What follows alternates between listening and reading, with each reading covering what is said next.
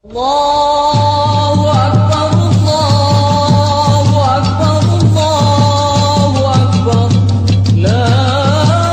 La ilaha illallah, wallahu akbar.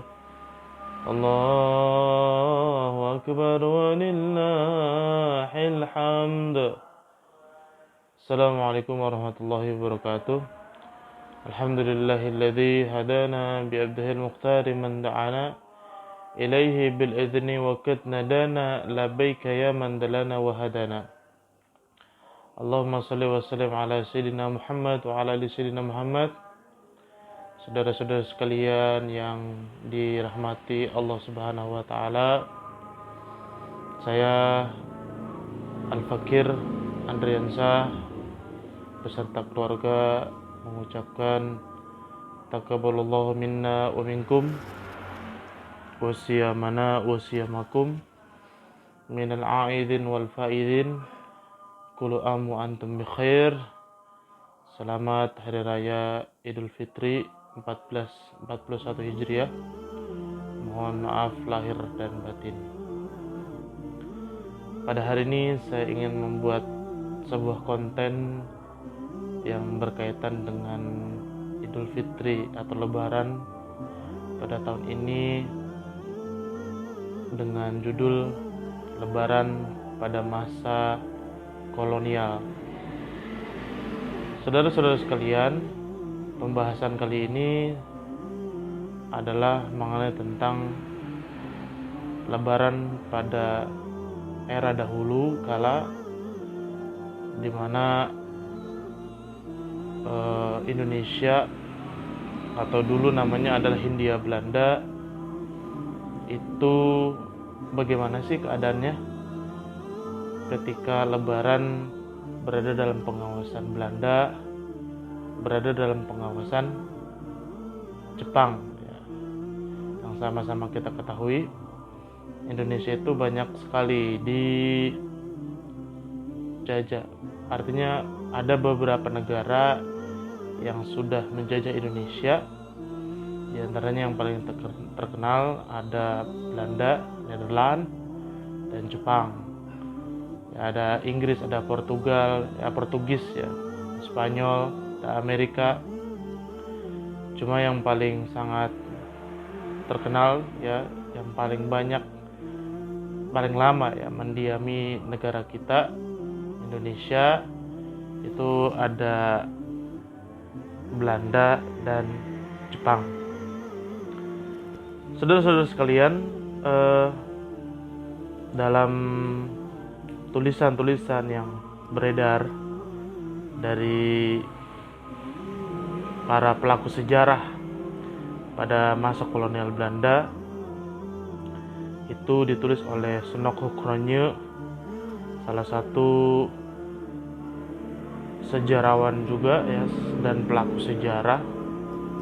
Memang Snokho Kronje ini bisa dikatakan salah satu pelaku sejarah yang cukup kontroversi, di mana dalam sebuah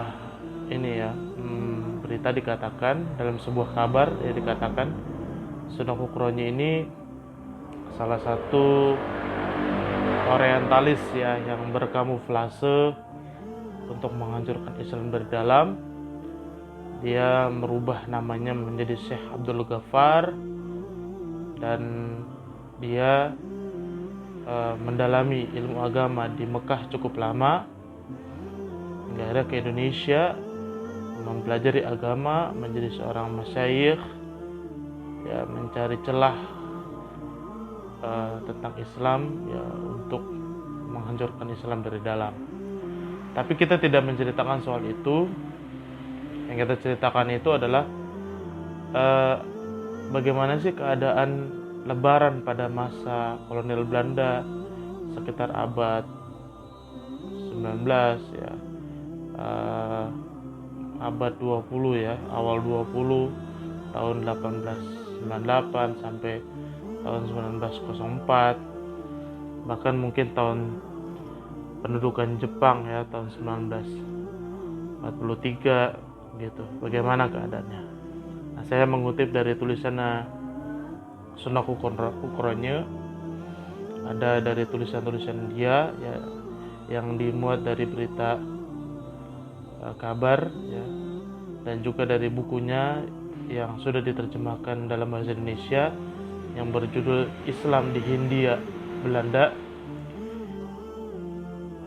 Itu dikatakan bahwa pada tanggal 20 April tahun 1904, menurut catatan dari Sunnah Ukronya saat Sunnah Ukronya menjadi Direktur Kepegawaian ya pemerintah Hindia Belanda,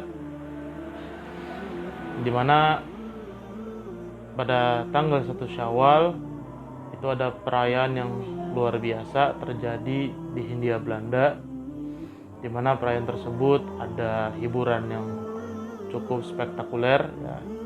Ada beduk di mana-mana kan seperti itu.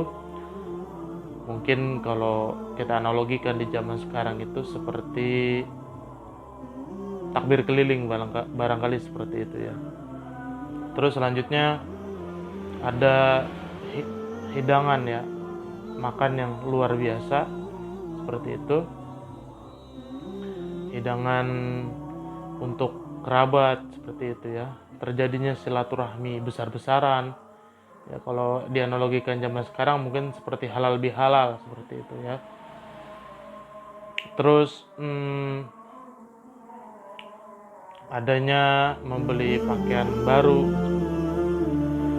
Nah, jadi membeli pakaian baru saat Lebaran itu bukan hanya terjadi pada masa sekarang di era milenial ya, namun juga pada masa era Belanda ya sudah terjadi ya.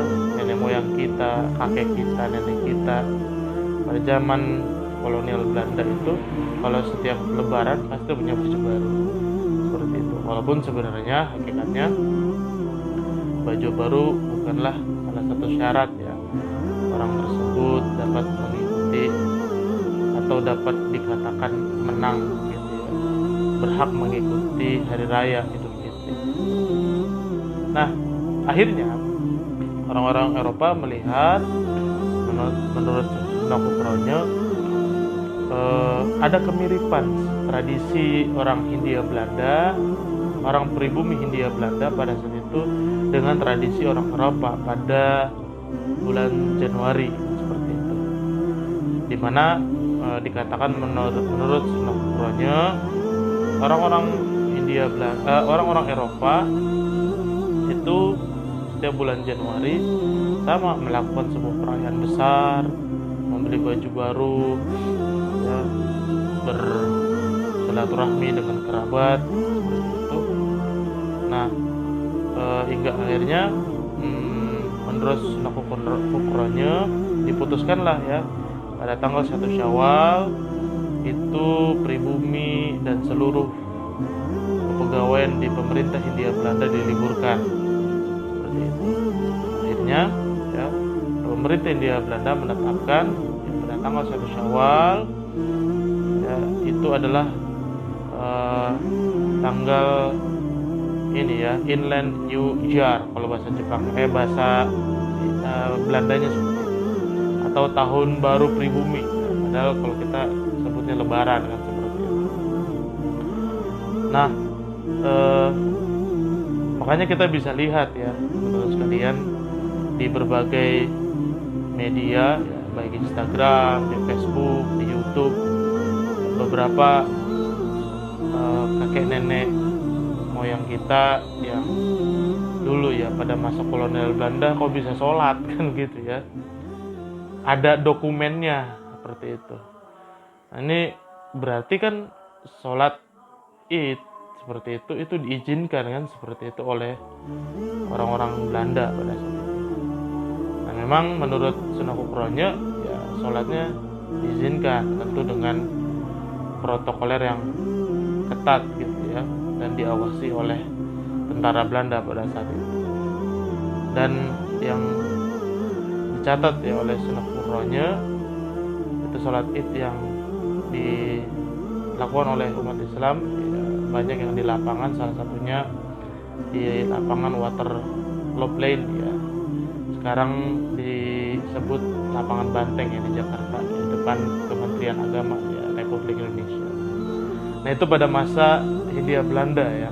Nah yang lebih menarik itu masa kolonialisme Jepang. Nah, kita dalam catatan sejarah dijajah oleh Jepang itu 3,5 tahun seperti itu. Namun konon kabarnya tentara Jepang itu katanya sih lebih sadis.